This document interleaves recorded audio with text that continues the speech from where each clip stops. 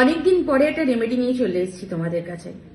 রেমেডিটা খুব easy remedy, সবাই করতে পারবে।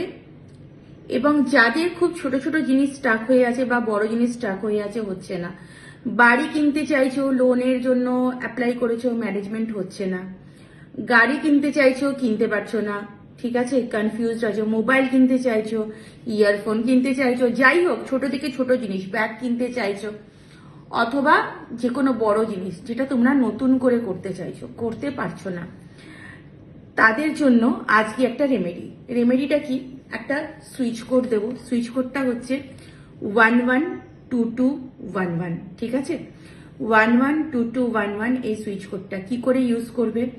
ধরো তুমি যে জিনিসটা কিনতে চাইছো, ধরো বাড়ি কিনতে চাইছো, বাড়ির মেন গেটের সামনে একটা সাদা কাগজে 112211 লিখে ছিটিয়ে দেবে।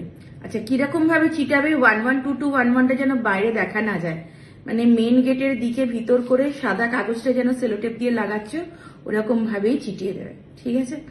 যারা মোবাইল ফোন চাইছো, মোবাইল ফোনের ব্যাক কভারের মধ্যে 112211 লিখে দেবে। যারা গাড়ি কিনতে চাইছো, গাড়ির ড্যাশবোর্ডে 112211 লিখে রেখে দেবে। ব্লু কালিতে লিখবে, সাদা কাগজে লিখবে।